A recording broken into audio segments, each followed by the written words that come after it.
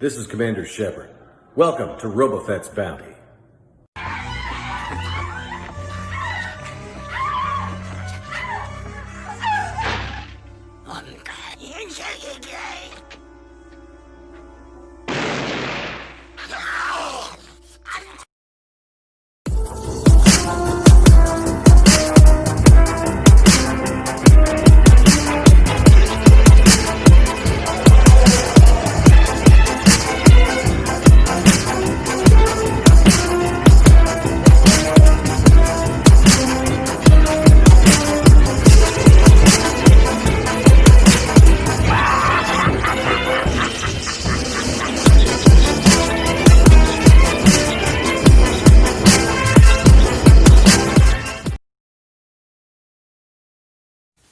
Hello retro collectors and welcome to the Halloween edition of Robofet's Bounty.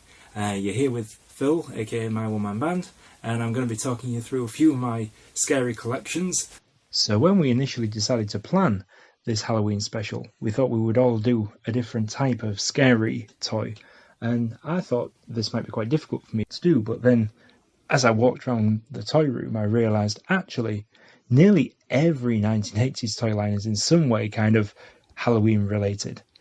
You've got Werebears and their parody of the Care Bear with the added twist of turning into werewolves. You have My Pet Monster and everything that they're about with the cuffs, the chains and the fangs. Of course you've got Ghostbusters that, it has to be said, are absolutely on topic for Halloween with their werewolves and Quasimodos, Frankensteins, Draculas, and all their other bunch. I mean, I've literally got Ghostbusters just waiting to be put in the cabinet, so that would have been an easy one. But then scanning along my shelves, trying to work out exactly which ones would be the best, I came across Beetlejuice.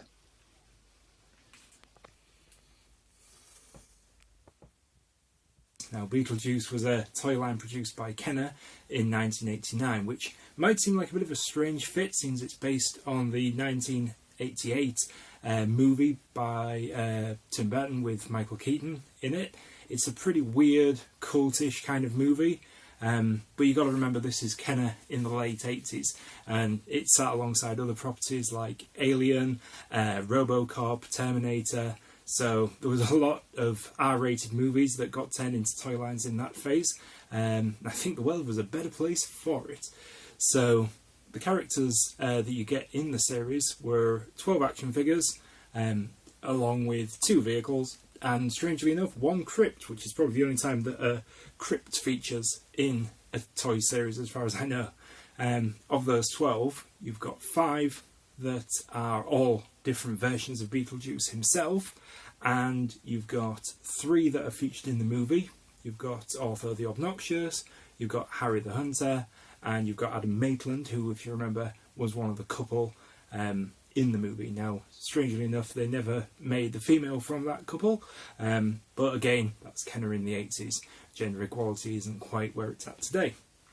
So, I've always really liked these figures. I never bought any of them when they were out in the shop. In fact, I don't really remember seeing them in the shop. But obviously I used to go to a lot of car boots and they did come up from time to time. So I did pick up 4 figures from my childhood, and I always really liked the bright striking colours and the designs and the action features. And one of the things I probably enjoyed the most about them is that, as you can see, every character comes with well, an accessory of some sort, but most of them come with what I would class as minifigures. Now, I've always been a bit obsessed with minifigures, and these ones are really among some of the best designs of the era. They kind of take Beetlejuice, who in the movie could transform himself into all kinds of other beings, and they place him in the body of a snake, the body of a crab, weird little dragon creatures and demons. It's a really fun concept, and I really like the colours that are there and just a small paint apps. They remind me a little bit of the Monster in My Pocket, the Super Monster in My Pocket, where you had a small paint app to each one. They're really good designs. But back onto the main figures, I thought they would be fun to do my top 3. So we're going to start off with this guy, and this guy's minifigure. So this one's Showtime Beetlejuice, and he's from the part in the movie where Beetlejuice gets summoned by the Maitlands to help out, and he has this carousel going around his head.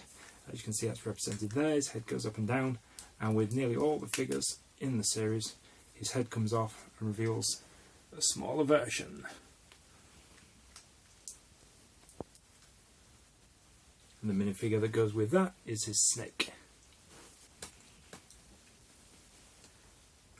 Now my second favourite figure in the line has got to be the one, the only Spinhead Beetlejuice with his crab. Now to me this is the quintessential Beetlejuice. It is the most Beetlejuicy Beetlejuice. It's the one that looks like how I remember Beetlejuice in the film. Its action feature is the spinning head, and the head pulls off to reveal a nice miniature Beetlejuice head. It doesn't really have quite the characterization or weapons or whatever that I might have liked as a kid, but I just think that the sculpt is great and I love the colours. So my favourite Beetlejuice figure at number one, taking the top slot, has got to be Shish Kebab Beetlejuice. To me this one's just quintessentially what Kenner did so well in a lot of the toy lines. It's fun, it comes with a ton of accessories, each one of them is unique, comes with these tiny swords, and there's loads of holes in his body where you can post them through. Fill your Beetlejuice full of holes at the back. It's got great colours, great design, it's got an eyeball underneath. It's just a great figure, and to me this one's really what the toy line was all around. Really good action features, fun accessories, and kind of just a cool, funky kind of gross out vibe. So I was going to end the video here, but then I realised that sitting right next to my Beetlejuice figures on the shelf, there's another classic early 90s toy line, also by Kenner, that totally deserves a mention in a Halloween special. That's Swamp Thing. So this one is one of my original Swamp Things. It has a secret action feature where his hand comes out and then retracts when you pull the trigger, and he also comes with this little guy who I never knew the name of, but I've always called him Swampy. He's just a little, again, a micro figure to go along with the main one, and he works as kind of a trap to put him out and snare bad guys in. I really like this toy line. I remember when I first saw it, we were on a caravan holiday, and I think off the top of my head it was in Windsor, and they were in a toy shop, and for the day they were really quite expensive figures. I think they were running to about £8 each, which really is far beyond what I would normally have paid back then. But I remember nagging and nagging and nagging that I want to spend all of my pocket money, all of my holiday money, on the three Swamp Things. This one, the glow-in-the-dark Swamp Thing, and the one that changes colour when you freeze it, which again was a novel kind of Kenner idea at the time, colour changing. And eventually my parents said, okay, if you want them, but I'm so glad I got them because they're just wonderful figures and so detailed, really good sculpts, typical Kenner quality. So I hope you enjoyed the video, and hope you all have a happy Halloween, and stay safe, and we'll see you soon. Thank you.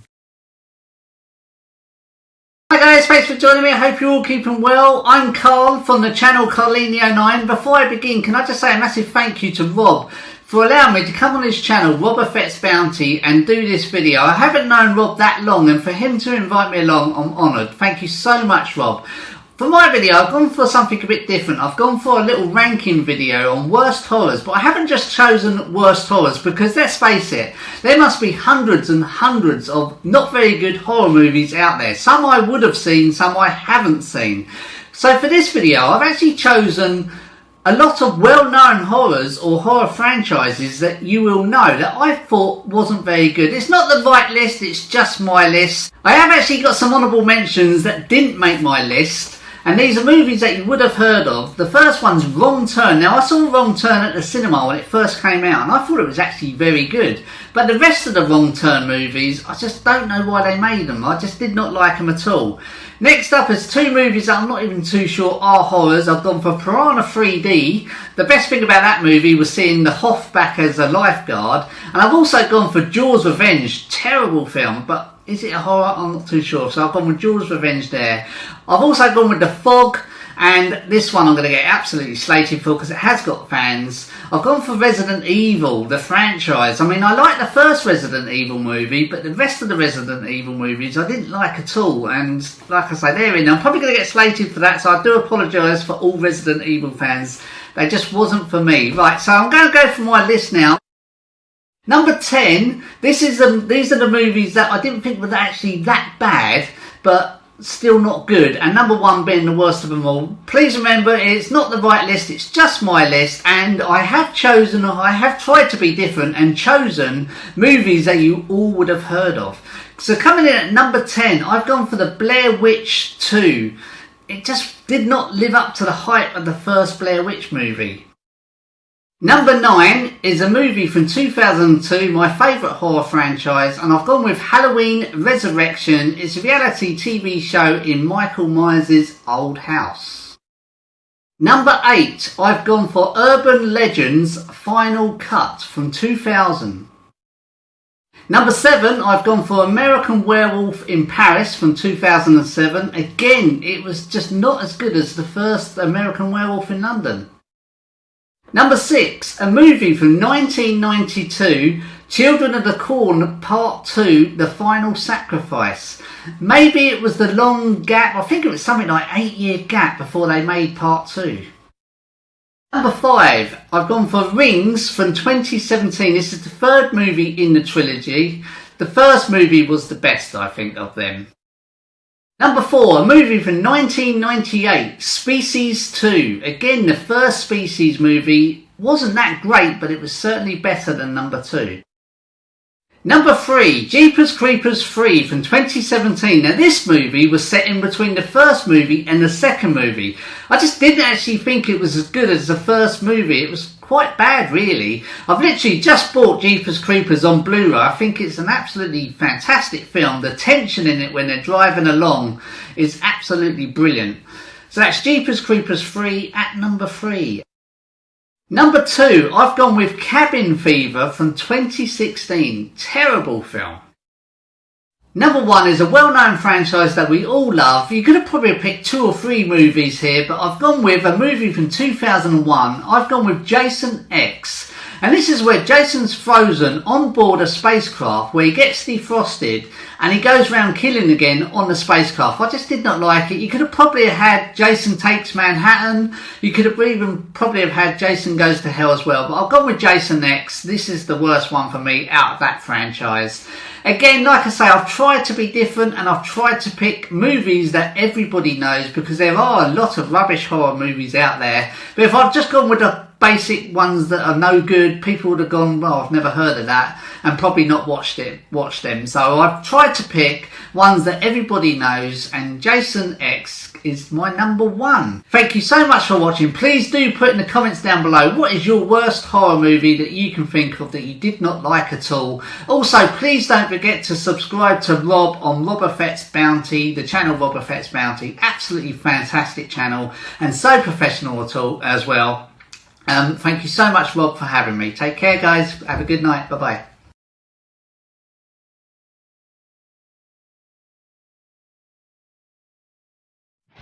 Robofet's Bounty signing off. If you like this video, hit the like button and subscribe. See you real soon.